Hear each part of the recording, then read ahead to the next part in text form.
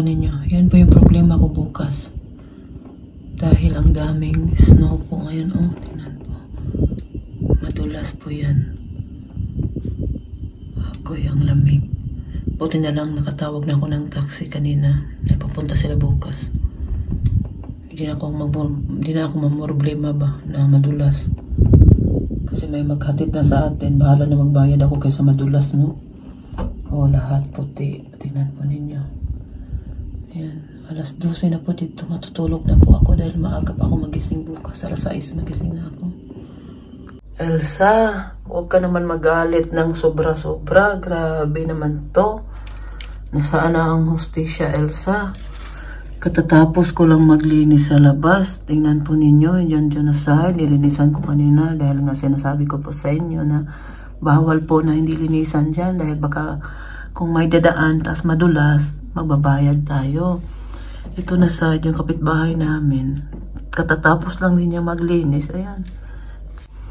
Yan, katatapos lang din ang kapitbahay namin maglinis. Nakita ninyo, di ba? Ngayon, nag-snow na naman siya. Tingnan po ninyo, ang lakas-lakas pa. Nasaan ang hostisya nito? Oh, di ba? Elsa, tama na. Tama na yung ginagawa mo, Elsa. Hindi na nakakatuwa. Muntik nang malate yung mga anak ko kanina sa eskwelahan nila. Dahil nga late dumating yung taxi. Yung taxi, pinagsabihan ko, bakit niya late siya dumating? Dahil yung taxi po, hindi man yun sila nalilate. Kasi maaga talaga yun sila pupunta. Minsan, ano ka nga, businahan ka pa pag wala ka pa sa labas. Nandiyan na sila, nag-antay na sa'yo. Kanina, tumawag ako ulit. Akala ko nakalimutan. Sabi niya, pasensya na po dahil daw pag ganito daw ang panahon, hindi po, ano ba, tandahan na yung takbo nila. Lalo na pa dito sa amin, no? Sabi ko, ay sorry po. Akala ko nakalimutan niya ba, naintindihan ko naman, no? Itong dalawa kong anak, inis na dahil nga, bawal na pala silang malate sa eskwelahan. Yeah. Ano magagawa ko pag ganitong panahon? Wala naman tayong magagawa. Tingnan po ninyo. Diba? Katatapos ko lang po maglinis. Hindi po biro maglinis. Sakit po sa sa balikat ba? Kasi matigas ba yung nilinisan natin dyan sa labas. Dahil nga tumigas siya. Ngayon nag-snow na naman kaya hindi ko na yan titingnan. Bahala na yan. Ang mga tao dito, kanya-kanya request. Ito, spinat. Ito kay Martin, kay Uma, at sa akin. At partner namin dyan ay ito, patatas. At itlog. Ito naman, spaghetti bolognese naman to. Para sa aking mga anak. Ito naman yung request nila. O, diba? Kanya-kanyang luto tayo dito ngayon. Kanya-kanyang ano ba? Dalawang putahe yung lulutuin natin ngayon dahil mga anak ko ayaw nila ng ganito. Ayaw nila ng spinat. Sa German po, yan ay spinat. German pa more. Ito naman, spaghetti bolognese. Yan, lutuin natin para makakain na sila. Maaga nag-siuwian tong dalawa kong anak. Si Michelle daw, nadulas siya. Ngayon pa lang ako lumabas. Dahil kanina hindi tayo nakalabas. Dahil nga si Fiona masama yung pakiramdam kanina. Ang auto ni Oma, puno ng snow. Ganyan po kakapal ang snow. Oh, tingnan po ninyo, di ba? Ang kapal. Mag-grocery muna kami ni Martin konti. Nandito ako ngayon. Punta ako sa Rossmann. May binili lang ako sa Rossmann saglit. Ngayon, pupunta ako sa Turkish supermarket. Dahil bibili tayo ng manok. Magdandahan tayo maglakad baka ma-slide tayo dito sa city. Ang dulas.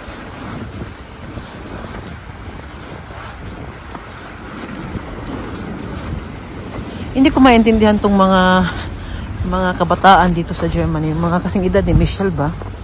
Ang sinusuot pag ganitong panahon ay pang summer na sapatos. Badang madulas kaya to. Ganda tingnan, no? Puti lahat.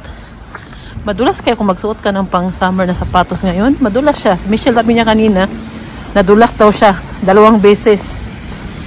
Sabi ko sa kanya, yan ang mapapala mo kung hindi ka magsuot ng pang winter na sapatos.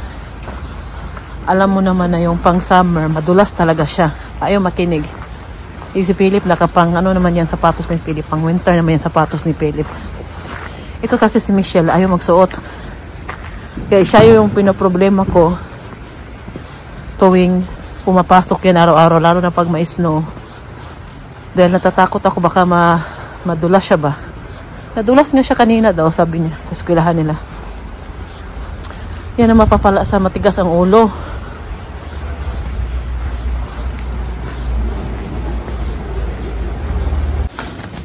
Tapos na kaming mag-grocery. Konti lang yung binili namin. Yung kailangan lang.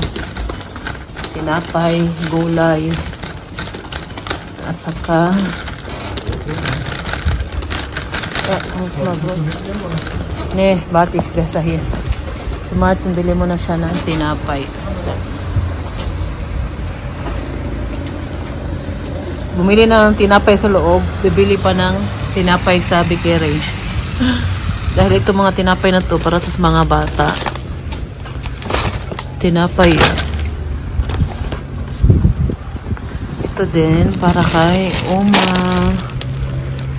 At ito naman para sa mga bata din. Baon nila ba silahan? Yan yung mga baon nila bukas. At umili din ako ng gulay. Di magluluto tayo ng gulay. Na tabunan yung gulay na sa baba.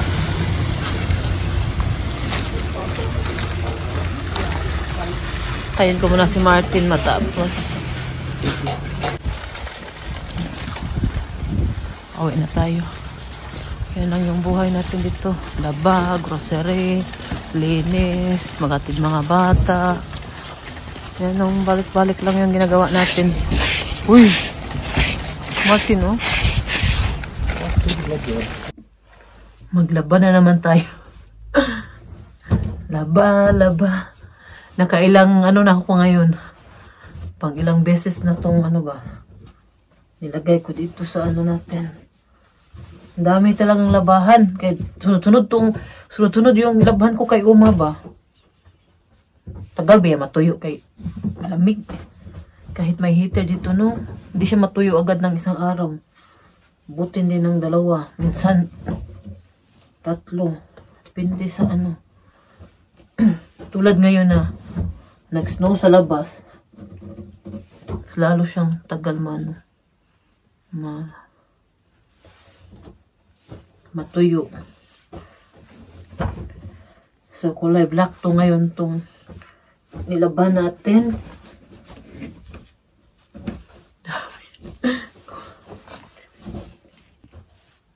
Kulay black to. Natapos na ako sa wakas kay Uma. Grabe. Sinuntok ako ni Uma. Buti na lang si Uma ba. Walang lakas. Kasi napansin niya lang sinuotan ko siya ng diaper. Kasi minsan, ano ko yan siya ba para hindi niya mapansin na sinusuotan ko siya ngayon. Nakatingin palagi sa akin habang sinusuotan ko siya. Nakaupo siya. Nakatingin sa akin kaya napansin niya. At sinuntok ako. Yan talaga yung pinagtatalunan namin dahil lang talaga sa diaper niya. Buti na lang nandyan si Martin at tinulungan ako.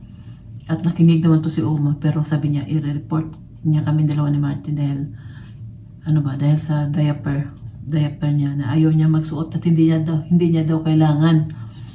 Ngayon po, bago ko po i-end tong video natin ngayon, wala tayong masyadong ganap ngayon. Ulit-ulit na lang, luto, hatid mga bata, linis. Ngayon palagi na lang yung snow pinakita ko dahil nga grabe kasi sa labas. Ngayon kasi buong araw nag-snow sa labas. Kaninang umaga, nung pagising namin, nag-snow hanggang hapon. Buti na lang ngayong gabi din na, pero bukas ulit daw.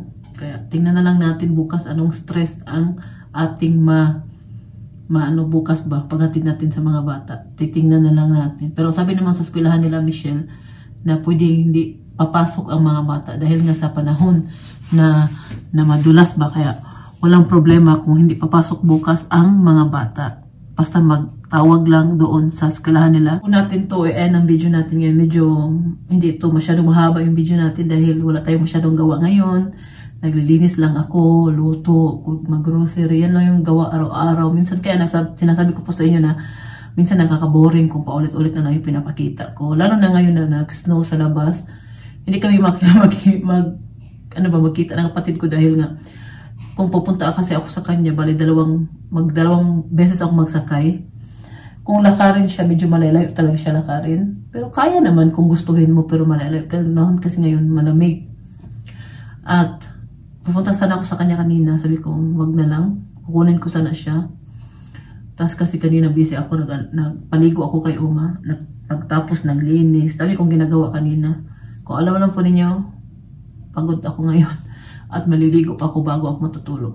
At bago ko po i-end tong video natin ngayon, sasabihin ko po sa inyo na may magandang balita po tayo, lalo na po sa mga kababayan natin na taga Bon or malapit sa Bon. Sasabihin ko po sa inyo na meron po tayong kaibigan na magbubukas po sa kaunahang cafeteria sa Bon. Pagmamay-ari ng ating kaibigan, kilala natin siya, nakapag-order na tayo sa kanya, sa mga luto niya ng ilang beses. Hindi lang siya magaling magluto, kundi masarap din siya magluto. Ating napakasipag na dakilang ina, si April po, magbubukas po sa kanyang kaunahang cafeteria dito sa Germany, sa Lengsdorf, Bonn. Yan po, ta Lengsdorf. Ilalagay ko na lang dito yung tamang address. At wala pa kasi, hindi ko pa alam kung anong, basta Lengsdorf, Bonn siya. Hindi pa man siya nagbubukas ngayon, katapusan pa daw. Kaya isasabihin ko na lang po ulit sa inyo kung kailan at ano talaga yung exact na address niya. Para malaman ninyo, lalo na sa mga taga Bon, malapit sa Bon. Sinasabi ko po sa inyo na masarap magluto si April. Yung ube cake niya, so snack ko. Yan talaga yung isa sa paborito ko. Sa luto niya, mga kakanin niya. Yan po yung mga paborito ko sa mga luto ni April. Hindi lang po siya, ano ba, hindi lang po masipag si April. Napakasarap ng mga luto niya sa mga ulam. Masarap. Uma nagalit. Kaya minsan po ba, nagabi yung hanga ko kay April dahil nga may mga maliliit na anak. Tas ang dami pa niyang naluluto na pagkain. Kaya ganyan pag ganyan mga tao, no? Mga sisipag. Yayaman yan. Sinasabi ko po sa inyo. Pag ganyan, yayaman yan. Totoo po yan. Meron pa ako mga kilalang mga tao na sisipag. Pero ngayon, may pera na sila. Kaya, grabe ako. Grabe yung bilib ko kay April dahil napakasipag niya. At hindi, lalo na dito sa Germany, hindi madali pa yan dito. Kaya wala ba tayo malayo ito sa mga pamilya natin. Sila lang mag-asawa niya, di ba? At grabe yung ano niya. Kaya ngayon, happy po ako sa kanya na sa kaunahang cafeteria sa Bon, magbubukas na. Malapit na po, abangan po natin yan at susugurin po natin doon si April sa Bon. Magkita-kits po tayo doon. Kung nandun po kayo, i-message niyo po ako sa mga taga Bon o malapit sa Bon.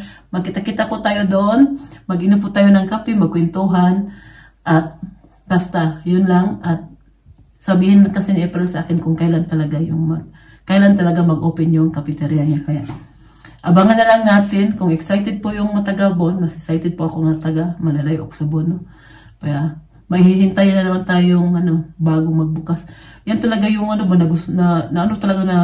natuwa talaga ko kasi lapit-lapit. Hindi naman siya asin malapit pero kumpara sa Berlin, sa mga ibang Filipino restaurant layo. Kaya ngayon cafeteria. Maraming tinda mga kakanin siguro yan si April or mga ube cake niya. Ang dami po yung mga gawas. Tingnan natin at syempre, pag punta tayo doon, ibibidyohan natin yung mga tinda niya para makita po ninyo sa mga interesado pupunta at matikman ng luto ni April. Lalo na po pag nakapunta kayo ng Bon.